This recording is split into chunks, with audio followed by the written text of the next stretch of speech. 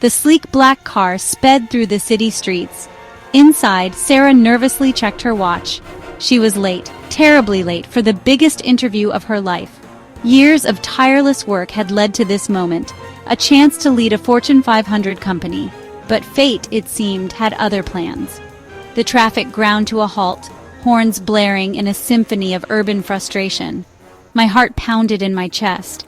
I knew the interview would be starting any minute, my window of opportunity closing with each passing second.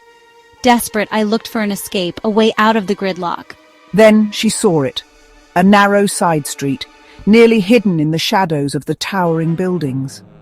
With a burst of adrenaline, Sarah threw open the car door and told the driver to wait.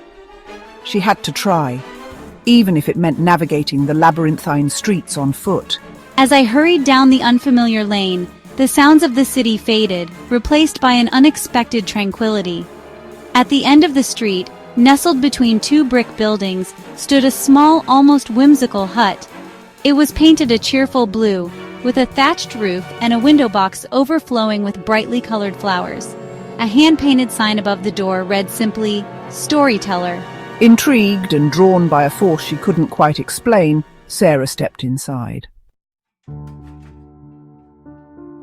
The interior of the hut was cozy and inviting.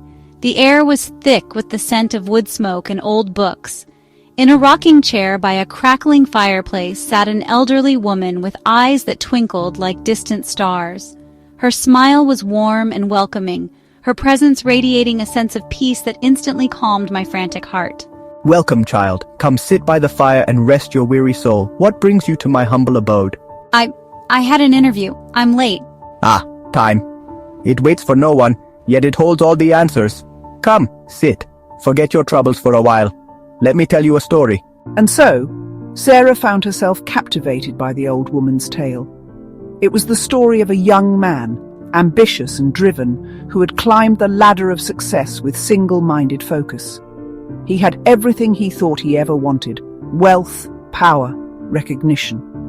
Yet he had sacrificed love and happiness in his relentless pursuit of achievement. It was only when he found himself old and alone that he realized the emptiness of his victories. The story resonated deep within Sarah. She saw a reflection of herself in the young man's ambition, the way he had prioritized work above all else.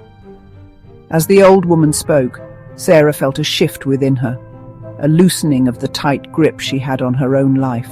Over the next few weeks, I found myself drawn back to the storyteller's hut again and again. The missed interview faded into a distant memory, replaced by an insatiable thirst for the old woman's wisdom. I listened intently to tales of love and loss, of triumph and heartbreak, each story weaving a rich tapestry of life lessons. Sarah learned about the importance of cherishing every moment, of the fleeting nature of time, and the enduring power of human connection.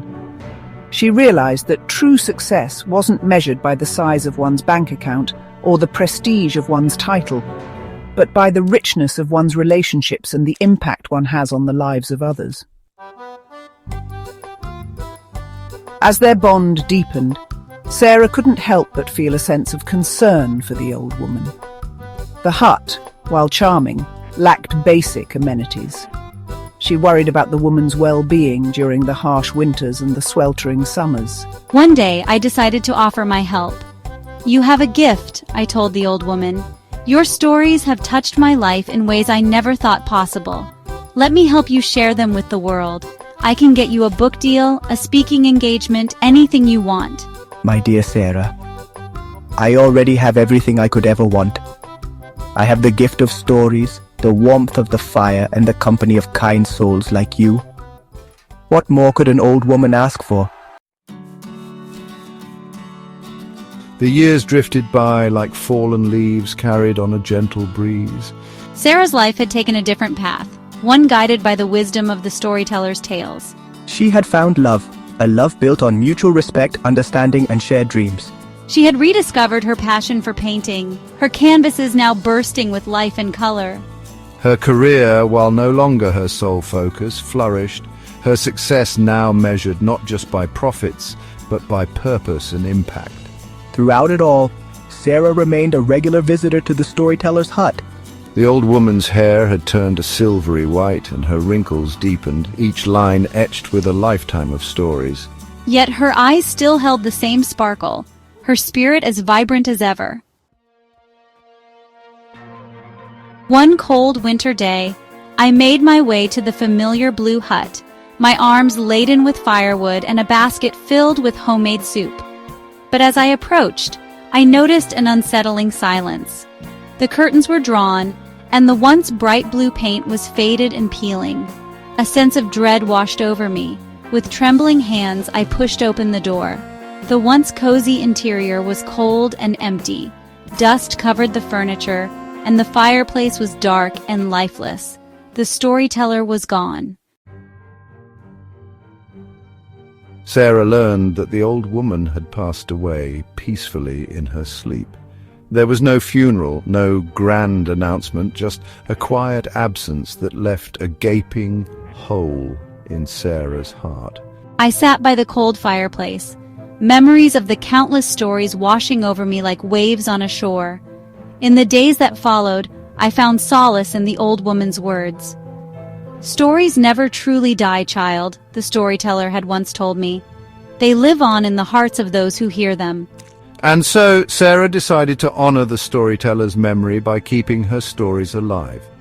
She began by sharing the tales with her own children, her voice filled with warmth and animation. She organized storytelling sessions at the local library, her words captivating audiences young and old. She even wrote a book, a collection of the storyteller's most cherished tales, each page imbued with the old woman's wisdom and love.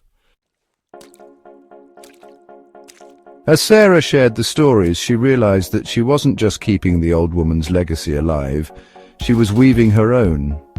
The lessons she had learned in the cozy confines of the Blue Hut had become the foundation upon which she built her life. I had learned the importance of living a life filled with purpose and passion, of valuing relationships above all else, and of making each day count. I had discovered that true success wasn't about climbing the corporate ladder, but about making a difference in the world. One story, one act of kindness, one moment of connection at a time. The little blue hut eventually fell into disrepair, a silent testament to the passage of time. But the stories, like seeds carried on the wind, took root far and wide. They bloomed in the hearts of those who heard them, inspiring acts of love, compassion, and generosity.